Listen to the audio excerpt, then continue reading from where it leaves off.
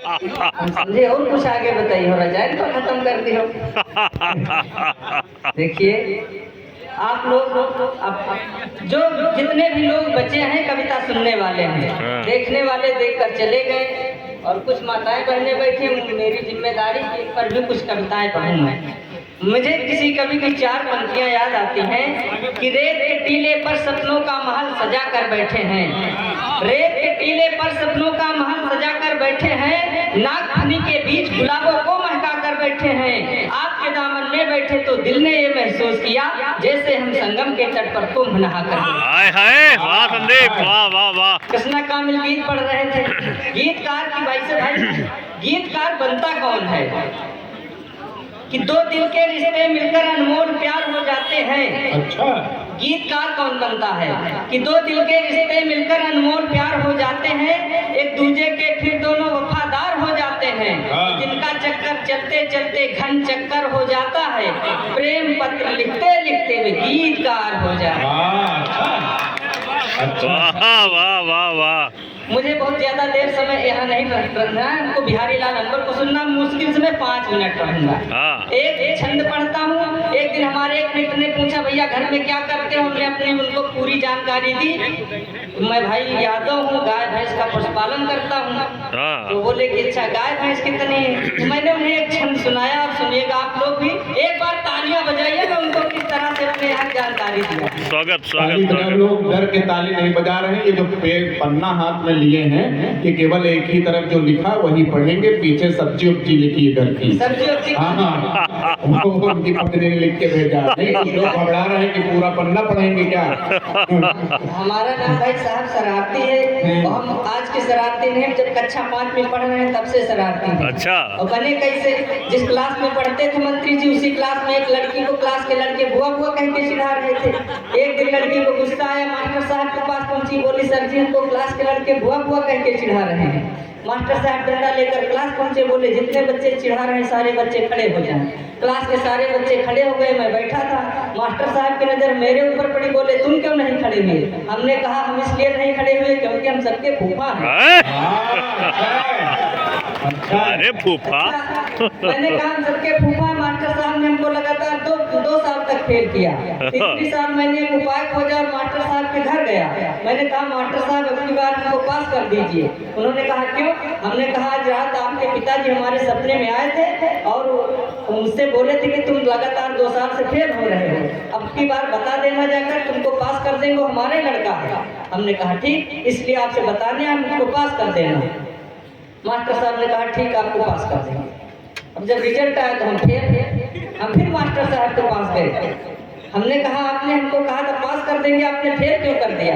तो बोले ऐसा है बेटा, एक दिन हमारे पिताजी हमारे सपने में आए थे, तो बोले बिल्कुल मत पास करना, बड़ा नालायक लड़का है, इसलिए हमने फेल कर दिया। तो हमने कहा मास्टर साहब आप हमको पास करो ना पास करो इसकी हमें नहीं टेंशन, लेकिन आपका बाप बड़ा दोगला है। कभी इधर भी आता है कभी उधर भी आता है भाई साहब, ऐसा चलता रहता है। एक नेताजी हमारे रायबरेली बहुत बड़े नेताजी, जब उनकी अंतिम यात्रा निकलने वाली थी, एकदम बीमार थे, जाने वाले थे, तब उनको थोड़ा कर्मकांडी भी थे, तो उनको लेने के लिए सीधा यमराज जी पहुंचे। यमराज जी को देखते हुए डर गए, बोले आप कौन। तो बोले मैं यमराज हूँ, आपके प्राण लेने आया। तो बोले महाराज आप प्राण लेने आए हैं, एक बार छोड़ दो कि और विधायक बन जाती। तो यमराज बोले नहीं आपको कोई मौका नहीं, आज आपका नाम सबसे ऊपर है लिस्ट में। तो बोले अच्छा महाराज आए तो एक चाय पी लो। यमराज बोले हम चाय पानी कहीं नहीं करते, केवल कभी लोग चाय पानी करते हैं, हम चाय पानी नहीं करेंगे। बोले हमारी अंतिम इच्छा है एक चाय पी लो। यमराज जी ने कहा ठीक है चाय मंगवाओ। अब चाय बन के आई, तो यमराज जी चाय पीने लगे, तो उनके हाथ में एक लिस्ट थी, उसमें 70 लोगों के नाम थे, सबसे ऊपर उन्हीं का नाम लिखा था। अब वो बहुत होशियार, उसको लिस्ट को देखा तो ऊपर से अपना नाम काट के सबसे नीचे लिख दिया। यमराज जी चाय पीने के बाद बोले नेताजी मैं आपकी खातिरदारी से बहुत खुश हूँ, अब मैं ऊपर से नहीं नीचे शुरू करूँगा। ये सब होता रहता है भाई साहब। वाह वाह वाह। कविता पढ़ रहे थे, उन्नाव में। तो बीच में से एक श्रोता खड़ा होकर हलो हलो करने लगा। हमने कहा भाई शांत रहिए, चुप हो जाइए, हमको कविता पढ़ना है। तो बोला बात कर, बहुत जरूरी बात करना है। तो हमने कहा बात करो, हलो हलो काहे कर रहे हैं? तो कह रहा है कि जो है आवाज नहीं आ रही। तब मैंने कविता लिखी, आप लोग सुनिए, आनंद लीजिएगा। स्वागत स्वागत संझा स्वागत। की जुनून गाँव में पवरे नहीं रहा। जब खाए पिए टाइम आ तो लाइट बुक कि संझा की जून गाँव में पवरे नहीं रहा। कितना करे का काम ही गौरे नहीं रहा। कितने जने का देखा हलवे हलो कर, जब नीक बात हो तो टवरे नहीं। वाह वाह वाह वाह वाह वाह। संगति है हमारे यहाँ की। वाह, अगर वाह। कोई जरूरी बातचीत करो तो कहेगा भैया आवाज ठीक से नहीं आ रही है। अगर जो कहीं उससे कहते भैया 500 रुपए की जरूरत है, तो पूरा नेटवर्क ही गायब हो जाएगा। अगर कह दो कि पारी में कभी सम्मेलन है, अरे तब तो फिर कहेगा भैया हम अभी पहुंचते हैं। ये होता है। 4 पंक्तियां इसी विसंगत की ओर देखिए स्वागत है। कि आजकल के नए नए लड़के जब 500 रुपए कमाने लग जाते हैं तो अपने बाप को ही आंख दिखाने लगते हैं। तब मैंने 4 पंक्तियां लिखा कि घर केर दाल रोटी तो बप्पा से चला था। घर केर दाल रोटी तो बप्पा से चला था। मुल्कू जने के काम तो गप्पा से चला था। गप से इसलिए चलता है कि अभी जब हम आ रहे थे तो रास्ते में 3-4 लोग आपस में बैठकर गप मार रहे थे। एक कह रहा था हमारे पिताजी इतने बड़े तैराक थे कि तालाब में डुबकी लगाते हैं, नदी से निकलते हैं। दूसरा कह रहा था इतने हमारे दादाजी इतने बड़े तैराक थे कि वो नदी में कूदते हैं, हिंद महासागर से निकलते हैं, वहाँ पर लवलेश भी पहुँच गए। बोले बस इतने हमारे दादाजी इतने बड़े तैराक थे कि टंकी में कूदते थे, टोटी से निकलते हैं। अच्छा कि घर के दाल रोटी तो गप्पा से चला था। मुल्कुक जने के काम तो गप्पा से चला था। शादी में मांग ले थे लौंडे बुलेट, मगर कुछ दिन के बाद ससुरी धक्का से। अच्छा है, बढ़िया है, बढ़िया है। वाह वाह वाह वाह। अच्छा है, बिल्कुल एकदम अच्छा सुनाते हैं, लेकिन हमको मौका कम मिलता है। वाह। 4 पंक्तियां और देखिएगा कि संकट की जून कौनो निकटे नहीं मिला। संकट की जून कौनो निकटे नहीं मिला। दुख दर्द गरीबी मां निपटे नहीं मिला। और जे घूम घूम गाँव में प्रचार कर रहे थे प्रधान जी के साथ, विधायक जी के साथ, जे घूम घूम गाँव में प्रचार करत है वह का चुनाव में कबो टिकट और प्रचार कर। नेताजी संघर्ष करो हम तुम्हारे साथ हैं, नेताजी संघर्ष करो हम तुम्हारे साथ हैं। इसी चुनाव के समय एक नेताजी की शादी हो गई। अब जब सुहाग रात मनाने जा रहे थे, पीछे पीछे समर्थक जाने लगे, नेताजी संघर्ष करो हम तुम्हारे, नेताजी संघर्ष करो। ऐसा मामला होता है भाई साहब। 4 पंक्तियां आज के नए जवानों को देता हूँ। अगर ये आवाज वृंदावन तक जा रही होगी, हमारे पिताजी सोचेंगे कि अच्छा कभी बनाया है। क्या करें यार, हमारे घर वाले मना करते हैं कविता मत पढ़ा करो, लेकिन हमारी आदत इतनी खराब है कि हम बिना पढ़े हमें रहाइश नहीं हम साल भर में ही कर सम्मेलन के लिए पंडित जी के हाल चाल ले वो करी थे। पंडित जी हाल चाल ठीक है, हाँ तो नए लड़कों की जब नई नई शादी होती है तब पहले अपने दोस्तों को बढ़िया घुलते मिलते हैं। जैसे उनकी शादी होती है दोस्तों को भूलकर साली और सरहद की तरफ वो शिफ्ट हो जाते हैं। तब मैंने 4 लाइनें लिखी कि कुछ यार दोस्तन का सुनौबे नहीं करत, कुछ यार दोस्तन का सुनौबे नहीं करत, जब जात है केहू से बतौबे नहीं करत। जैसे जवान सारी और सरहद शरारती, ससुराल से वह लौट के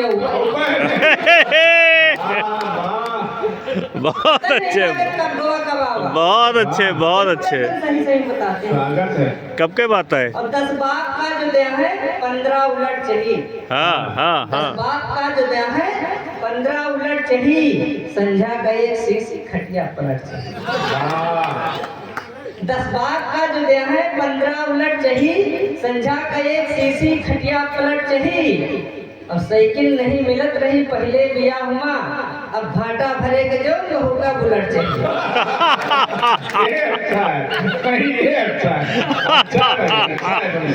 बिल्कुल वाह, अच्छा। ऐसे समाज की बात बता रहा हूँ। वाह वाह वाह वाह अच्छा, आजकल देखो जिसकी घर में नई नवेली दुल्हन आती, थोड़ी बहुत लड़ाई झगड़ा हुआ नहीं तो मायके के लिए तैयार है। बुलेट के चक्कर में लवलेश 3-4 रिश्ते ठुकरा चुके हैं। ये और भैया वही- ज्यादा ठुकराए तो आगे चांस भी खत्म। ये जो है कार के चक्कर में है, लेकिन जब इनका रिश्ता तय होता है, इनको कार मिलने वाली, तब हम इनको विकास दुबे वाली बात याद दिला देते हैं कि कहीं भी पलटा सकते हैं योगी जी की सरकार। डर जाता है, समय समय रणवे रह रहा है।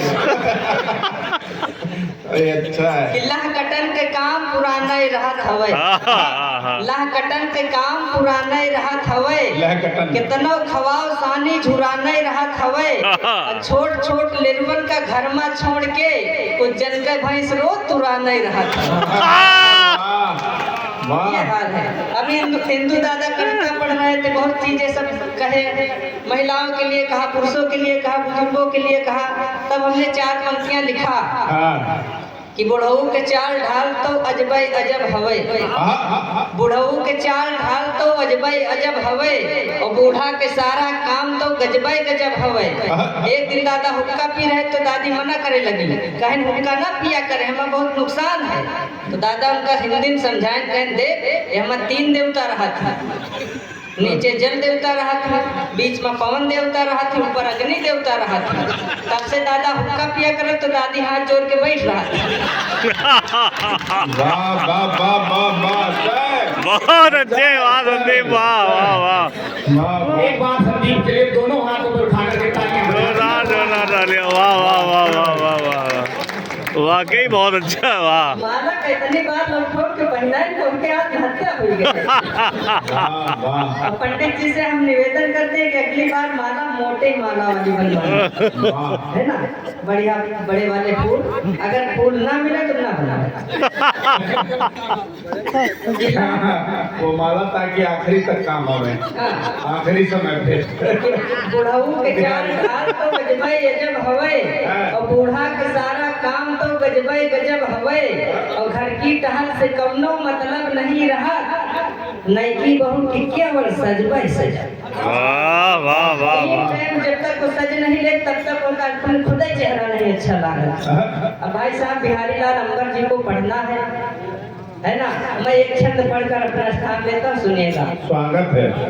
कि एक मित्र पूछे यार भैंस गाय कितनी है, हमने कहा कि सच आपसे बताएंगे।